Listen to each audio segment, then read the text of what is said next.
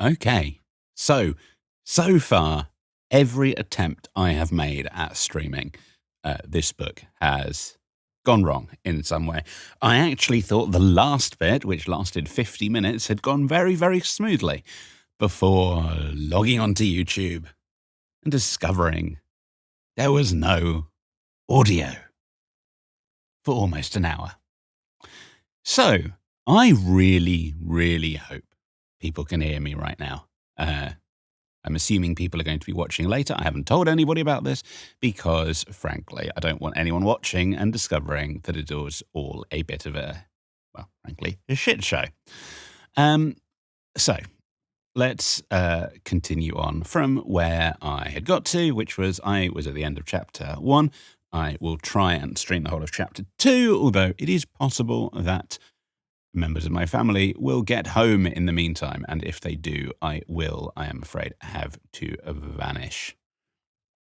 So let me just make sure I've got these, got the screen just right. I think I'm cutting off the side of the screen right now. Right? No, a little bit further. Is that right?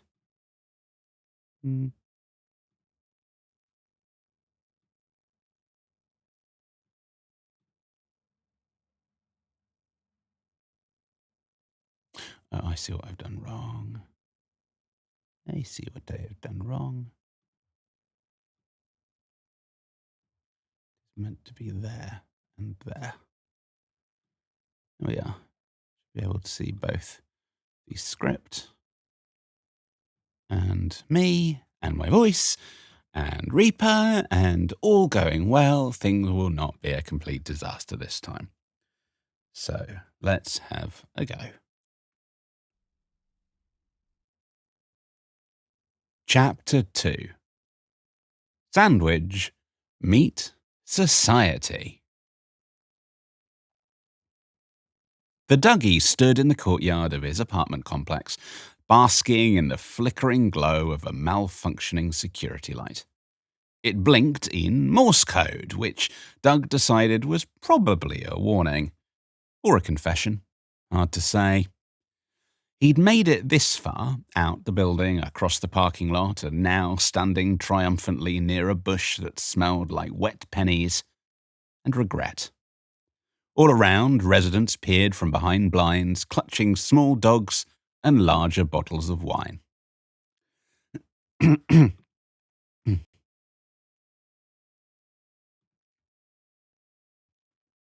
Larger bottles of wine. Doug flexed one of his fork legs, balancing on a flattened Capri Sun pouch like it was a throne. He raised his voice.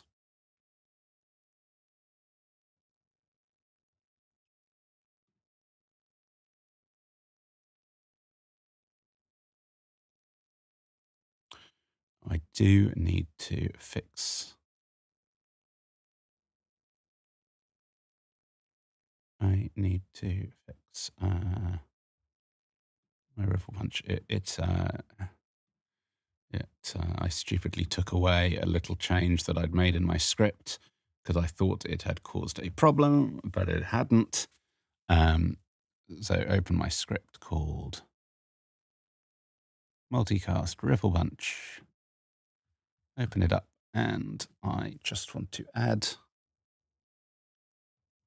that line. Put that back in. That would make it a bit more pleasant for everyone to view. Let's continue. He raised his voice.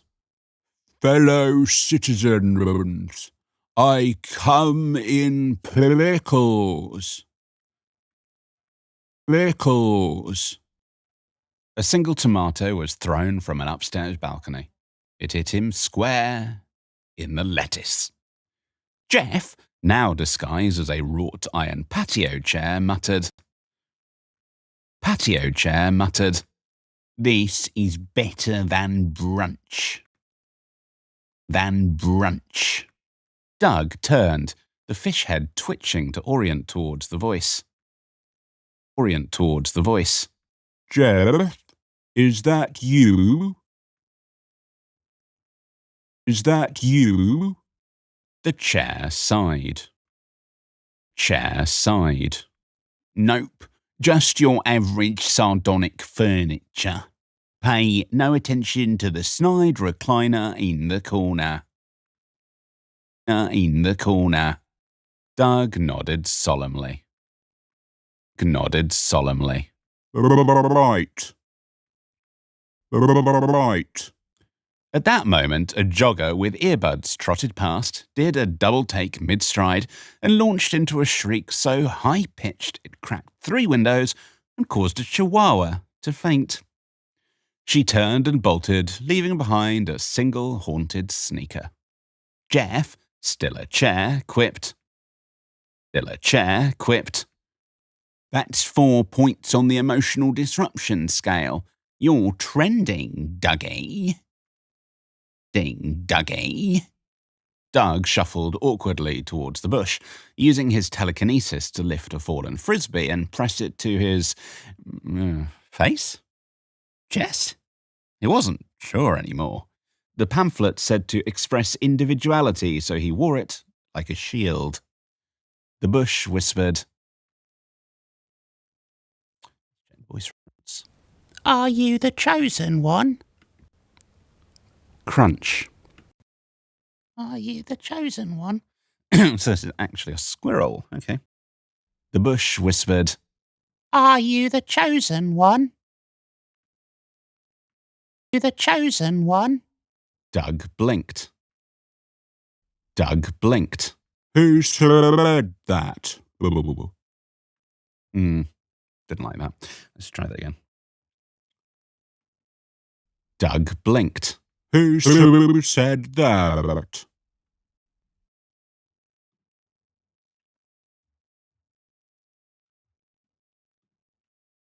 Who said that?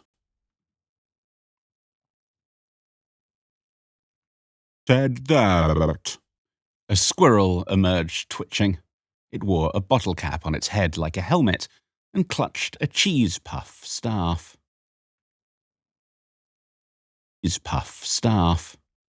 The great Crumb foretold your coming. The squirrel declared. Jeff, as chair, chortled. Oh, fantastic. You started a religion. Doug whispered. I never asked for this. Uh-oh.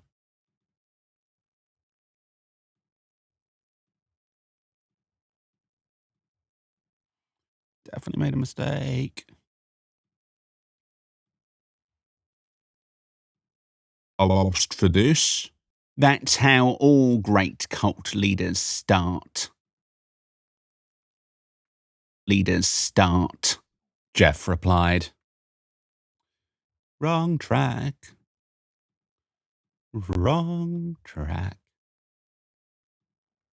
Start. Jeff forgot what he was. Jeff got a little distracted for a moment by his brain, and completely forgot what he was doing. There's somehow 2 tracks here. Yes, there are. Not 2 tracks, 2 items. That's what I mean. Okay.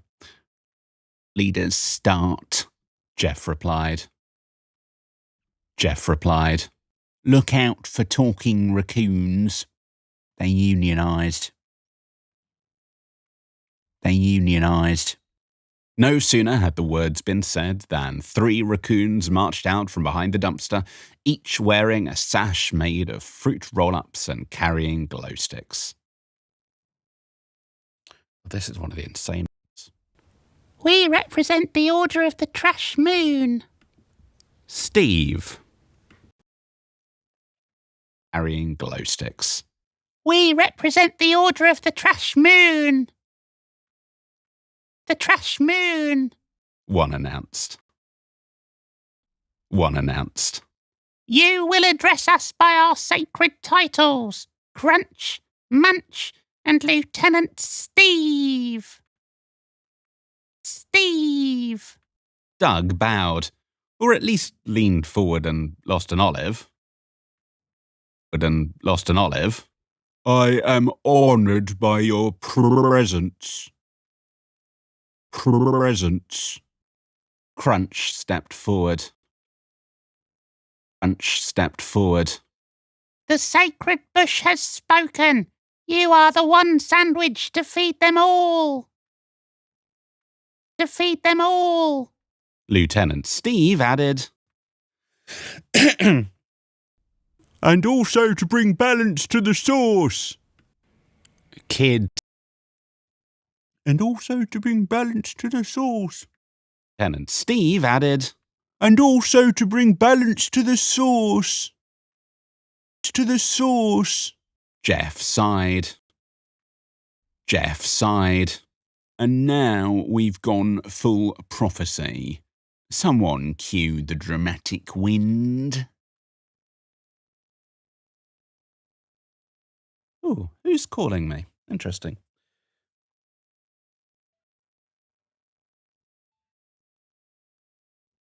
David speaking. Hello? Sorry? Yes, hi there.